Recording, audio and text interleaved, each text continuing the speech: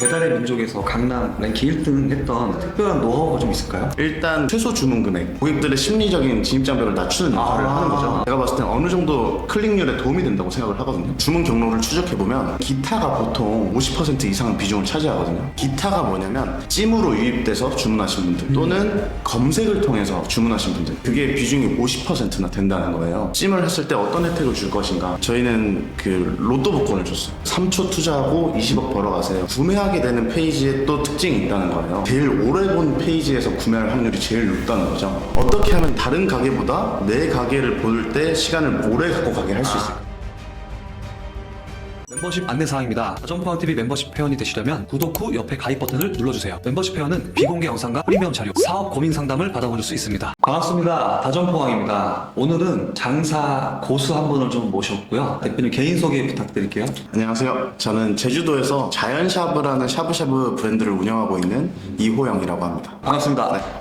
매장을 몇 개 운영하고 있고 평수나 매출 어떻게 나오고 있는지 좀 같이 알려줄 수 있을까요? 지금 매장은 두 군데 운영하고 있고 각각 70평 정도 되고요. 매출은 두 개 합쳐서 1억 7천 정도. 어우, 매출도 상당히 많이 나오네요. 어떻게 처음 장사를 시작하게 됐었는지. 제가 장사라는 걸 아예 처음 시작하게 된 거는 21살 때 제가 동대문에서 노점으로 시작을 했어요. 동대문에서 노점을 했다고요? 20살 되고 나서 이제 다른 친구들은 다 대학 가고 뭐 이렇게 잘 지내는데 저는 대학을 안 갔거든요. 제 마음속에서 있던 어떤 욕구 중에 하나가 돈을 많이 벌고 싶다, 그런 욕구가 있었어요. 그래서 어떻게 하면 돈을 벌지 하고 이제 무작정 서울로 올라왔는데, 그때 숙식 제공되는 알바를 이제 막 찾다가 동대문에서 보안요원이라는 알바를 구하더라고요. 보안요원 일이 저녁 11시에 끝나는데 11시에 딱 끝나고 밖에 나오니까 노점이 엄청 많은 거예요, 그 밤에. 그때가 한 2012년도였거든요. 그때는 동대문 시장이 엄청 활발했어요, 상권이. 장사하시는 분들이 여기 앞에 매는 요런 힙색 있잖아요. 요런 가방을 다 메고 계셨는데, 제가 뭐 하나 사러 가는 곳마다 이걸 열어서 잔돈을 주시는데 돈이 이만큼씩 있는 거예요. 5만 원. 그래서 그걸 보고 나도 여기서 장사를 해야겠다. 이렇게 해가지고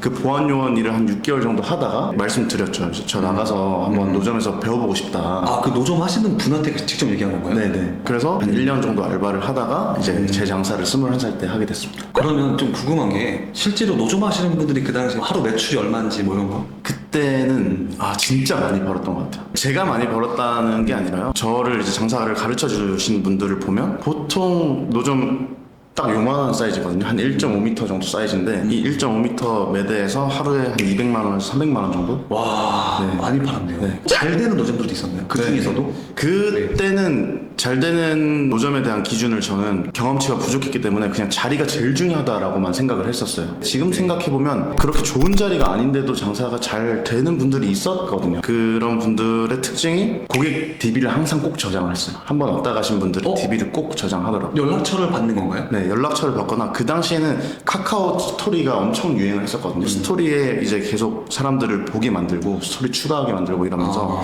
고객 DB를 계속 모으더라고요. 1년 동안 알바를 하면서 사장님 밑에서 또는 대표님 스스로 찾아서 했던 그런 노하우가 있을까요? 일단은 원가를 낮추고 싶었어요. 왜냐면 저는 도매 거래처가 없었기 때문에 장사 알려주신 분한테 물건을 도매가로 받곤 했었거든요. 근데 그렇다고 해도 도매상 그 다음에 또 마진이 붙어서 저한테 오니까 원가를 자꾸 낮추고 싶은 거예요. 그래서 그 물건이 어디로 오는지 계속 거슬러 찾아보다 보니까 중국 광저우에서 오더라고요. 그래서 제가 이제 중국 광저우까지 왔다 갔다 하면서 원가를 낮추려고 노력을 많이 했었고, 그리고 두 번째로는 요거 1.5m 노점이 150만 원이었어요, 월세가 너무 아까워가지고. 그 당시에는 이제 번개장터라는 어플이 있었어요. 중고거래 어플이 있었는데 그 어플이 인스타그램처럼 팔로우를 해두면 신상을 올리면 계속해서 이제 노출이 되는 구조였거든요. 그래서 방문하신 손님들 번개장터로 이제 유입을 시켜가지고 팔로우하게 만들고 앞으로 여기다 계속 상품 올려주겠다 이러면서 오프라인에서 손님들 모으기도 하고 온라인에서 노출되는 손님들도 그쪽에서 유입을 해서 팔기도 했어요. 노점을 하면서 번개장터, 카카오 스토리. 저는 이게 되게 중요하다고 생각하거든요. 지금 오프라인 점포를 운영하시는 많은 자영업자분들이 장사 잘 되기 위해서 내부적으로 오신 손님들한테 어떤 서비스를 하든 맛있는 음식을 제공하는 그런 것들은 계속 하시겠지만, 남들보다 내가 더 잘 되기 위해서는 이렇게 온라인 마케팅, 다양한 채널들을 활용해서 많은 고객들한테 나를 알리고 설득하는 작업도 병행해야 된다. 그래서 마케팅을 되게 잘하는 거구나. 그때 저를 가르쳐 주신 분한테 되게 잘 배웠던 것 같아요. 이게 성공하는 사람의 특징이야. 항상 자기의 공을 상대방의 공으로 돌리고, 대표님이 알바하지 않고 다른 알바생이었으면 이렇지 않았을 거예요. 대표님은 어느 노점에 가서 일을 했어도 다 그걸 배우고 흡수하고 또 파고들었을 거라고 저는 생각합니다. 오늘 꽤 좋은 얘기들이 많이 나올 것 같은데 뭔가 더 이제 캐내겠습니다. 그래서 노점을 이제 탈출해서 강남이라는 지역에서 대표님 배달업을 처음에 시작을 하셨잖아요. 네. 배달로 강남에서 랭킹 1등도 했다라고 제가 지금 알고 있는데 어떻게 1등까지 할 수 있었는지 그런 걸 얘기해 주시면 좋을 것 같아요. 일단 처음에 시작하게 된 거는 투자금이 되게 적게 들어간다고 알고 있었어요. 처음 시작하는 사람들이 다 그런 생각으로 시작을 하잖아요. 그렇죠. 돈도 적게 들고 손님도 굳이 맞이하지 않아도 되고 음식만 잘 보내주면 되는 거니까 그런 생각으로 이제 창업을 고민을 하고 있었는데 처음에 제가 선택한 아이템이 국밥이었거든요. 아, 그때가 2018년, 19년도여가지고 국밥을 배달한다고 하면 무슨 국밥을 시켜서 먹어 이런 생각이 강했어요. 국밥은 뜨끈뜨끈하게 가서 먹어야지 약간 이런 생각들이 많았는데 저도 그렇게 생각을 했거든요. 근데 강남에서 한 번씩 친구들이랑 술을 마시면 막차로 뭐 국밥을 먹거나 뭐 그렇게 해장하는 경우도 있잖아요. 그렇게 국밥집에 가보면 할머니가 손님은 없는데 계속 포장을 하고 있는 거예요. 그래서 이거는 수요가 있을 수도 있겠다 그런 생각에 이제 다른 국밥집들도 한번 찾아보기 시작했죠. 그랬더니 이제 24시간 국밥집 하는 데는 대부분 배달이 잘 되고 있더라고요. 국밥이 승산이 있겠다 해서 국밥집으로 이제 배달집을 창업하게 됐죠. 아, 그럼 처음 할 때부터 국밥 장사가 잘 됐었나요? 아니면 점차적으로 우상향한 건가요? 처음부터 좀 잘 됐어요. 아, 처음부터? 네. 그게 왜 그랬냐면 그 당시에 국밥집 하던 분들이 대부분 다 60대 이상 할머니들이 그렇죠. 일을 하고 계셨어요. 그래가지고 배달을 하긴 하는데 막 평점 4.2점, 4.1점 막 리뷰 관리 안 돼 있고 메뉴 사진도 제대로 등록 안 돼 있고 소비자들의 어떤 욕구를 해소시켜줄 만한 요소들이 없었어요. 근데 저희는 비교적 젊었으니까 그때는 소비자들이 어떤 부분을 걱정하고 있는지 왜 우리 가게에서 시켜 먹어야 되는지에 대한 이유를 잘 작성을 해놨던 거예요. 아, 그래도 배달의 민족에서 랭킹 1등 하는 게 쉬운 게 아닌데. 또 강남에서 한식 카테고리에서 1등이 제일 어렵거든요. 그거는 좀 자랑으로 생각하고 있습니다. 대표님만의 그런 그 배달의 민족에서 강남 랭킹 1등 했던 특별한 노하우가 좀 있을까요? 지금은 이제 배달을 제가 하진 않지만 그래도 주변에 아직도 배달 매장을 하시는 분들이 많아요. 그분들 중에서도 돈을 버는 사람들의 특징이 몇 가지 있는데 기본적으로 최소 주문 금액 설정이 3,500원인가 3,000원으로 알고 있거든요. 네. 근데 항상 그렇게 설정을 해놔요. 아, 최소로? 네. 내 음식이 8,000원, 9,000원이면 어차피 3,000원에는 시킬 수 없으니까 고객들의 심리적인 진입장벽을 낮추는 역할을 하는 거죠. 그런 것도 있고 배달의 민족 입장에서 봤을 때도 최소 주문 금액이 낮다는 거는 어느 정도 클릭률에 도움이 된다고 생각을 하거든요. 그래서 알고리즘상 상위 노출되는데 도움이 되지 않을까. 하긴 클릭이 되지 않을 거면 의미가 없는 거잖아요. 네. 또 있을까요? 배민 셀프 서비스라고 사장님 사이트라고 있어요. 네. 거기 들어가면 우리 가게에서 뭐 주문이 얼마나 됐는지, 본 건 얼마나 받는지 그런 조회수도 다 볼 수 있거든요. 이제 주문 경로를 추적해 보면 배민 원에서 주문한 사람도 있고 일반 배달의 민족 뭐 울트라콜을 통해서 주문한 분들도 있고 기타가 한 50% 이상 비중을 차지하거든요. 기타가 뭐냐면 찜으로 유입돼서 주문하신 분들 또는 검색을 통해서 주문하신 분들 그게 비중이 50%나 된다는 거예요. 아, 의외로 찾아보고 네. 아니면 제목 네. 보게? 그런 분들이 의외로 많다는 거예요. 근데 아직까지 찜이나 검색을 통해서 유입된 사람들에 대해서는 수수료 비중이 거의 없다시피 하거든요. 그러면 검색을 배민에서 어떻게 하게 해야 되는 건가요?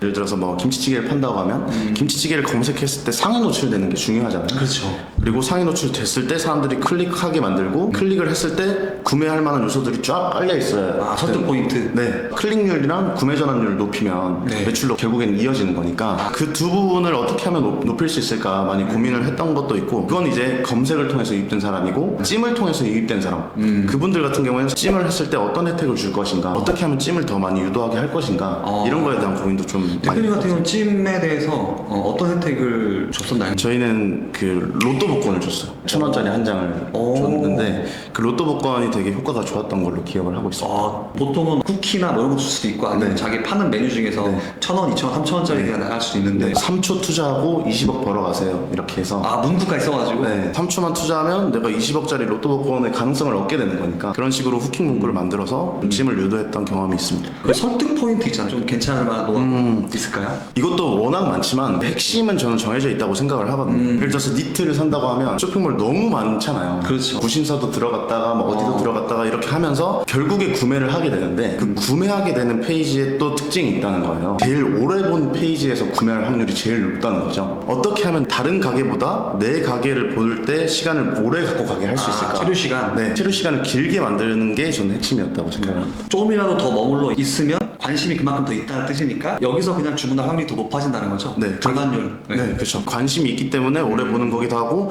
반대로 오래 봤기 때문에 오래 투자한 거에 대한 손실을 보기 싫은 본능이 또 있잖아요. 그렇기 때문에 또 주문으로 이어지는 경우도 있어요. 이게 뭐 굳이 배달에만 해당하는 게 뿐만이 아니라 모든 비즈니스에 다 해당되는 것 같아요. 어떻게 하면 잠재고 고객분들한테 나를 노출하고 어떻게 하면 설득하는지 그게 전 전부인 것 같거든요. 이 큰 개념만 이해하면 좋을 것 같아요. 네. 그걸 잘 활용할 수 있는 도구들은 계속 변경되잖아요. 네, 맞습니다. 바뀌고 업데이트되고 또 새로운 게 나오고 그 강남에서 배달 랭킹 1위 하던 그 업을 종료하고 제주도로 넘어갔잖아요. 네. 그런 이야기들 좀 해주시면 좋을 것 같아요. 강남에서는 가게를 제가 1년 운영하고 투자했던 비용만 받고 제 친구한테 양도를 하고요. 배달 매장을 이제 그만하게 된 이유가 있었어요. 요기요의 모 회사, 그 딜리버리 히어로라는 회사가 배달의 민족을 인수했습니다. 그때 이제 대부분의 사장님들이 요기요를 좀 안 좋아했어요. 왜냐면 요기요 수수료율이 뭐 15%에서 20%가 되니까 배달의 민족으로 사장님들이 확 쏠리는 현상이 있었거든요.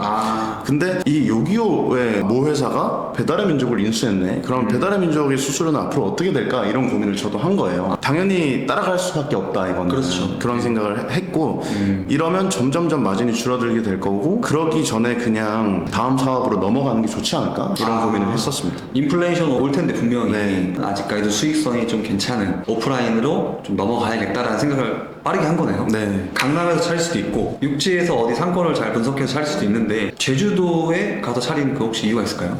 강남에서 하기에는 돈이 너무 부족했고요. 네, 저도 그 대답이 나올 줄 알았습니다. 그렇죠. 고객에 대한 이해가 제일 중요하다고 생각합니다. 고객에 대한 이해. 그럼 그 사람들에 대해서 정확하게 이해하지 않고는 그 사람들이 우리 매장을 방문해주지 않는다고 생각을 했었어요. 마케팅이 너무나도 중요하지만 그 전에 어떤 손님들을 우리 가게로 데려올 거냐 이거에 대한 고민이 더 우선이라고 저는 생각을 하고 있습니다. 우리 가게를 올 때 가장 걱정되는 게 뭘까? 그런 부분을 또 고민을 해봤어요. 미리 다 고민을 해봤어요. 그리고 그 고민들에 대해서 내가 사전에 해소만 해주면 그렇죠. 우리 가게에 오지 않을 이유가 없다고 생각을 했거든요. 갔는데 자녀들이 먹을 게 없으면 어떡하지? 그거에 대한 답변을 미리 내가 메뉴를 준비해 놓는다거나 아니면 그거에 대한 답변을 뭐 네이버 플레이스에 넣어 놓는다거나 해소가 별로 안 신선하면 어떡하지? 사전에 다 해소를 해줘야 된다고 생각을 해요. 어떻게 해석하셨어요? 저희 슬로건이 신선하지 않으면 환불해드립니다. 저는 상대방의 니즈를 욕구를 오히려 만들어내야 된다고 생각을 하거든요. 고객이 뭔가를 원하게끔 유도를 하는 것도 좀 좋은 방법이라고 생각합니다. 그 서비스의 가치가 증폭된다고 생각을 하거든요.